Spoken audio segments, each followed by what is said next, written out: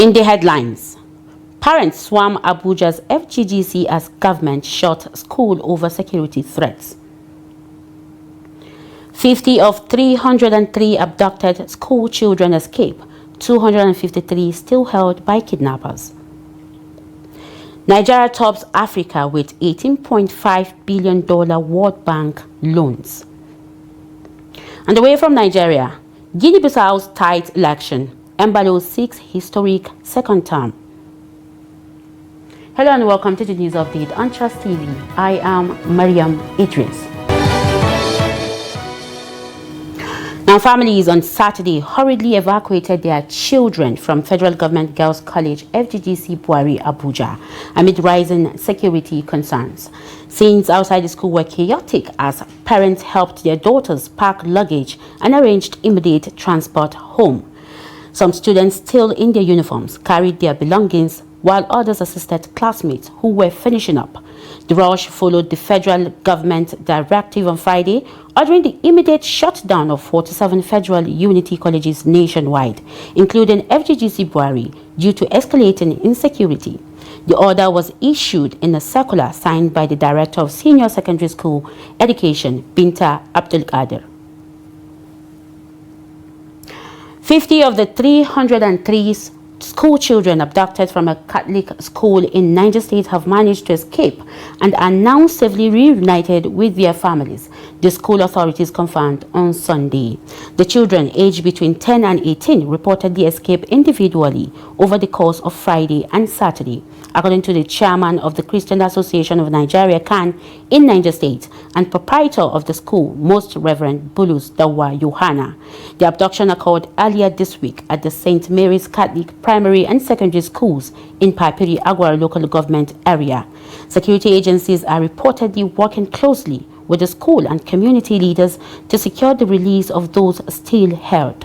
Reverend Yohana urged parents and the public to remain calm and prayerful while assuring that efforts are ongoing to rescue the remaining students and staff. Now, the National Drug Law Enforcement Agency, NDLEA, has arrested 9 suspected drug kingpins and dismantled 6 syndicates in a sweeping nationwide crackdown. NDLEA spokesman Femi Babafemi said in a statement on Sunday that 2 members of a trafficking ring were arrested in Onitsha, Anambra State, after they arrived to collect 5.40 kg of methamphetamine, 10.70 kg of loud, and 16 grams of cocaine from a logistics company. In Kogi State, operatives intercepted a trailer loaded with 4,700 kg of cannabis and arrested 3 suspects. A follow-up operation in Jos led to the capture of the alleged owner of the consignment, Marcus Nladi Damangu. A couple was also arrested in Ugep, Cross River State, while officers recovered 4,706 kg of cannabis from their warehouse in Edo State.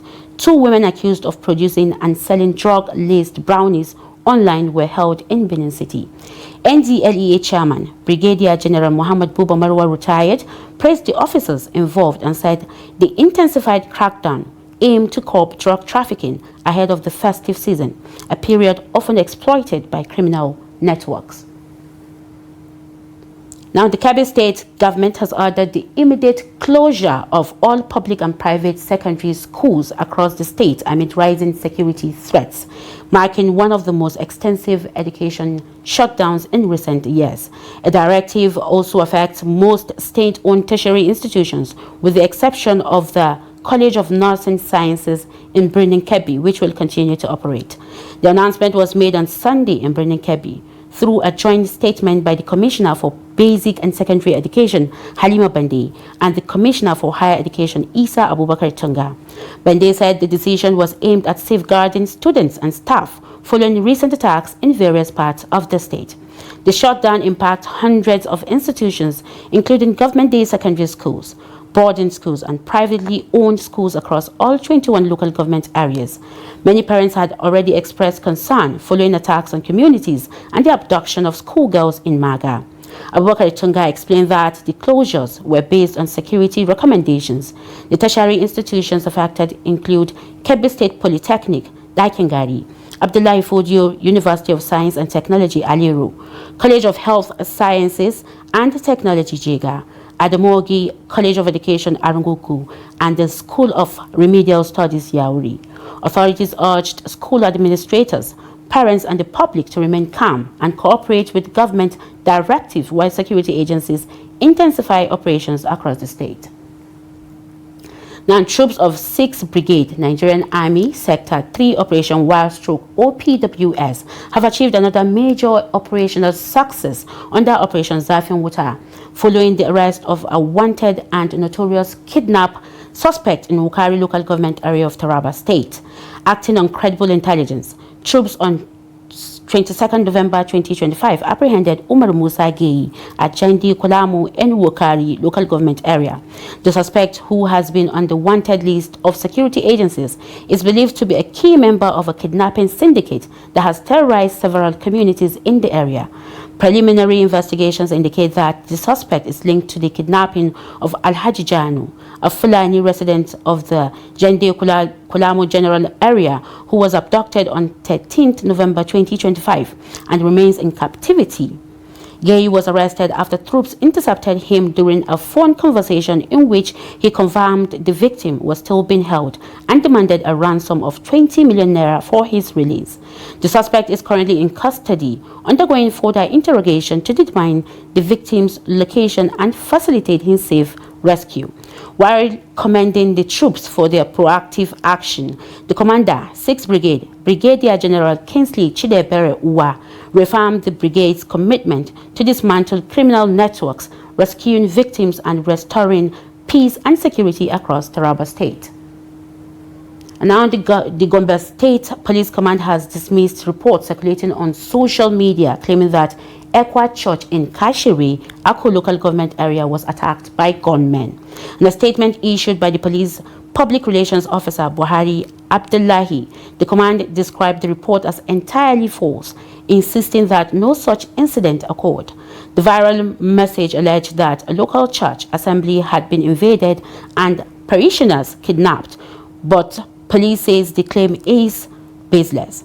According to the PPRO, church officials also confirmed that police operatives were stationed at the premises throughout the day as part of routine security deployment.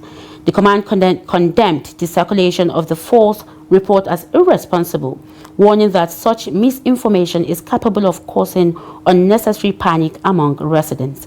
The police urged the public to rely only on verified information and avoid sharing unconfirmed reports, especially those capable of creating fear or tension in the state. Now, the House of Representatives has directed the Independent National Electoral Commission, INEC, to ensure that insurance companies pay outstanding premiums to corps members who died or were injured while on election duty within 4 weeks. The directive came from the House Committee on Electoral Matters during the interactive session with the leadership of the National Youth Service Corps, NYC. Here's the report. For more than a decade, corps members have played a central role in election operations, manning polling units across the country. In the course of their service to the nation, the corps members have faced intimidation, violence, and other risks. Some have even paid the price for showing up through death, disability, and severe injuries. As lawmakers work on a new electoral act ahead of the 2027 polls, attention is shifting to improving the safety and welfare of these ad hoc workers. Our objective is to dialogue with the National Youth Service Corps, NYC, to develop concrete recommendations that will enhance the welfare and security of corps members on election duty before the next election cycle. This committee is ready to champion any legislative or policy intervention that will guarantee their safety, improve their working condition, and acknowledge the patriotic service they render to our democracy. The NYC outlined major challenges faced by corps members to include security threats, poor remuneration, logistics difficulties, unfavorable operational conditions, and lack of essential facilities. It is suggesting that the responsibility for transporting corps members during elections be moved from the INEC to the Office of the National Security Advisor. NYC is not funded for election. Election is not part of the budget of NYC. If we are relying on INEC to do all these things, we have also looked at it internally that it may not work. We are looking at issue of unbundling participation of NYC into Office of National Security Advisor to be responsible for their transportation, logistics, and security. We believe, in our own considered opinion as management of NYC, that may help us. Members of the committee made several interventions, stressing the need for stronger protection measures, improved welfare provisions, and immediate enforcement of existing insurance policy for core members. The only way we can solve the problem is to remove to a large extent this manual business in INEC. If you stay in your house, you don't need to go to a polling unit and you are voting. For instance, you don't need plenty coppers there. Maybe you only need one copper. But the situation where you send 3 coppers, like what happened in the 2023 election, 4 coppers per polling unit, apart from the rag tech, which are sent per one word. Some of the problems will be sorted out. Need maybe in showcasing this our mission today that you must look for these laws from INEC, those that affected your coffers during the day of election, not the training time. And number 2, find out how much polling unit do you have in Nigeria. And I would also want to suggest that the issue of corpers coming in to serve as ad hoc staff is as a result of shortage of staff of INEC to cover all the places. I would also want to suggest, in case of off-cycle elections, I think INEC have enough staff that can be able to manage off-cycle election without risking corpers. Don't say aye. Aye. Those against saying so the ayes have it. So the management of INEC is hereby directed to ensure that the insurance company that handled the 2023 insurance for the election, coverage for the 2023 election, should immediately pay the concerned corpers within the next 4 weeks. The contributions of the members paved the way for a resolution compelling the payment of insurance premiums to families of deceased core members and to those injured while serving on election assignments. This is the news update on Trust TV. Coming up after the break. Nigeria tops Africa with $18.5 billion World Bank loans. More news when we return. Do stay with us.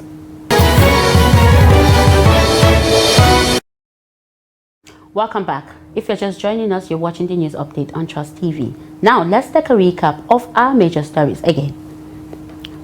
Parents swarm Abuja's FGGC as government shuts school over security threats. 50 of 303 abducted school children escape. 253 still held by kidnappers. Now moving on to more stories. The Kebbi state government has faulted Senator Garba Maidoki's recent comments on insecurity and ongoing development projects, describing his statements as baseless and a deliberate misrepresentation of facts. In a statement issued on Sunday, the special advisor on communication and strategy to Governor Nasir Abdullahi Idris, said the senator's remarks were aimed at discrediting intensified security efforts following the abduction of students of government girls' secondary school Margi in Sakaba local government area. He dismissed Maidoki's claim that 200 communities were displaced by banditry, insisting that government records indicate about 50 communities along the Wasagu-Sakaba axis have returned home after coordinated operations by security agencies deployed at the request of the governor.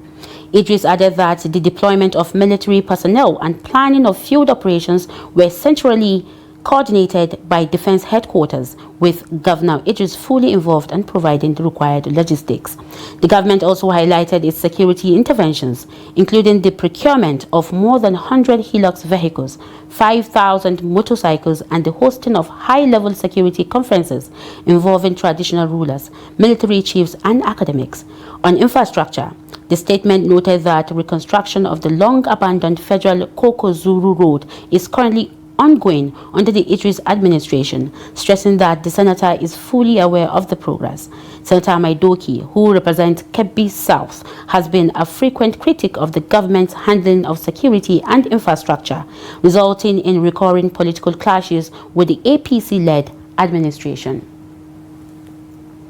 Now, Nigeria is a nation of vibrant cultures, home of over 250 ethnic groups, each with its own unique traditions, values, and social norms.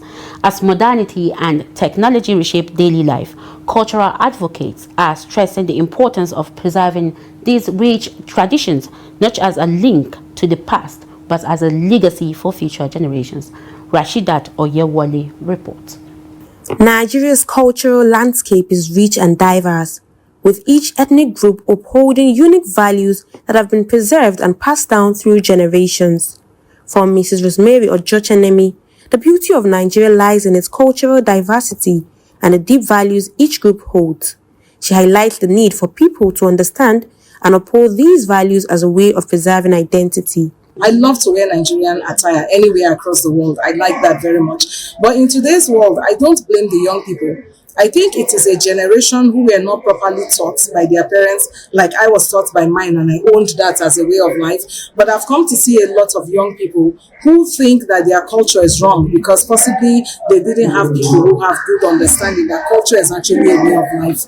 And so if it's a way of life, it translates into food, it translates into how we dress, it translates into how we address each other and how we value each other. Those are traditions that need to be taught to young people. Echoing the importance of cultural values, notable cultural personalities stressed that every culture carries lessons, principles, and responsibility that guide individual behavior and collective existence. I promote the culture by speaking Yoruba to my children at home. I speak Yoruba to them. I show them the way we dress, the way we talk, the type of food we eat in Yoruba land. I encourage the young people to embrace this culture, even the dresses. Most of these younger, they are not dressing the way we Yoruba, their mother dresses in the olden days. And then they do that, and they go back to where their mother dresses in the olden days. They're more beautiful than the way they are dressing now. For Ifeanyi Oliver, technology plays a major role in sustaining culture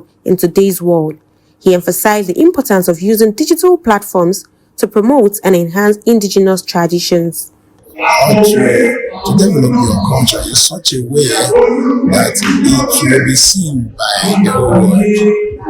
You can design things from your culture and put it there globally that everybody can appreciate. And watching the pictures of your culture will also attract what they call fun or economy. And a Yoruba boy or a son must know that when he works in the morning, he has to prostrate to his father and to his mother. In the morning, so these are these things we are trying to bring them back.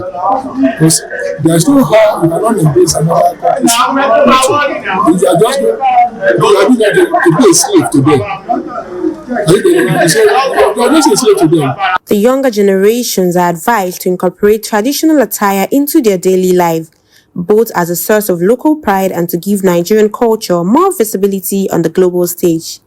Mrs. Ojochenemi added that more effort is needed to actively promote Nigerian indigenous culture. I had the opportunity to study curriculums across the world, particularly for skills, because I'm interested in skills and practical vocational education. You will find that in India, their skills education actually translates into a child in school, basic school, learning their attire and how to dress. It's actually part of what you are required to learn in education. But you know, when you come to Nigerian school, hardly do you see that a child is expected to have learned to make buba before you leave primary school, or you are expected to have known how to make what I am wearing now and actually do that. So I think that sense of disconnect is part of what is not entirely the fault of this generation, but it's actually what should have been crafted through school, and it's also what should also make up a bit. Preserving Nigerian cultural values is not only a duty, but a legacy we owe the next generation. As we embrace modernity, holding onto our traditions ensure that Nigeria's rich identity continues to shine at home and across the world. Rashidat Oyewole, Trust TV News. Away from that, The national president of the Nigerian Union of Teachers, NUT, Audu Titus Amba, has condemned the abduction of 25 schoolgirls from Government Girls Comprehensive Secondary School, Margi, in Kebbi State. Speaking after an NLC solidarity visit to Governor Nasser Idris, Amba described the attack as a grave assault on humanity and a reminder of worsening insecurity. The incident, which occurred on Monday, November 17th, saw armed attackers invade the school, abduct the students, and take the lives of 2 staff members on duty. After a closed-door meeting with the governor, the NUT president said the attack was highly saddening and a setback for education in the region, extending condolences to affected families. He urged the federal government to act swiftly to secure the students, release and prosecute those responsible. Amba stressed that school attacks must attract zero tolerance and called for stronger security around learning institutions and renewed efforts to tackle kidnappings and banditry nationwide. Now, the Margi-speaking ethnic nationalities across Nigeria held a grand civic reception in honor of Governor Ahmad Umaru Fintiri's remarkable achievement in public service. The event, which featured the unveiling of the Margi people's symbolic cultural attire, drew prominent leaders from across the country and showcased their strength, unity, and rich cultural heritage. Trust TV's Gibson Suadigo reports.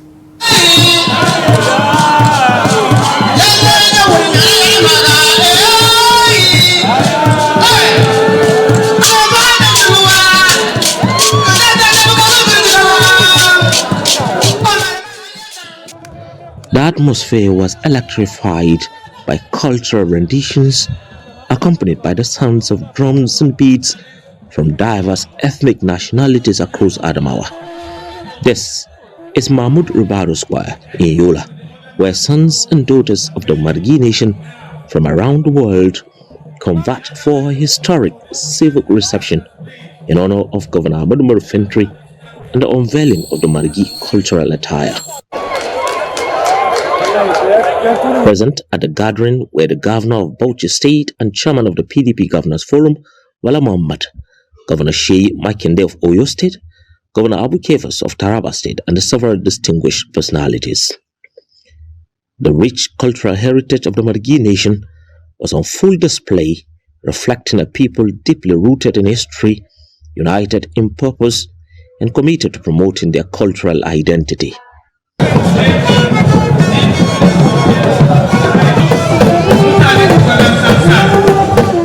Many attendees described the occasion as a moment strengthened by the visionary leadership of Governor Fintiri, whose administration has continued to promote peace and inclusiveness across Adamawa.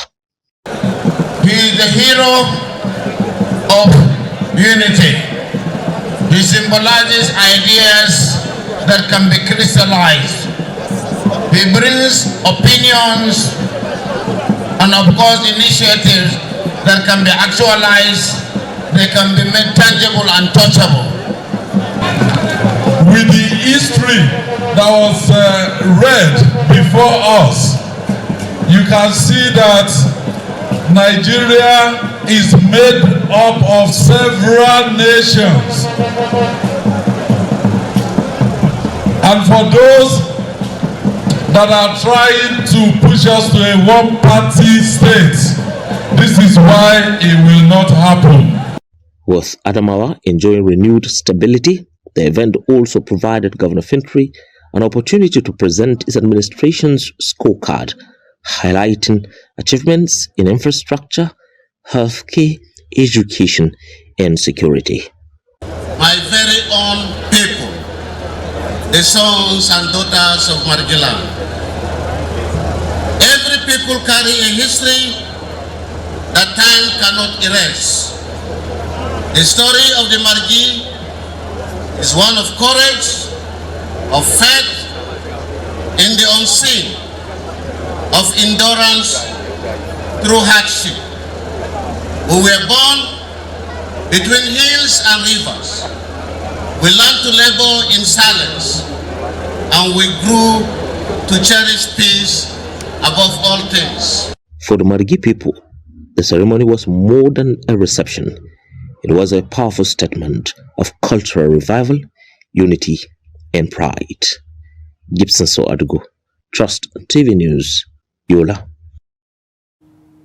Away from Nigeria, Guinea-Bissau is holding a high-stake presidential election with incumbent President Umaru Sissoco Embalo seeking a historic consecutive second term, a first in 30 years.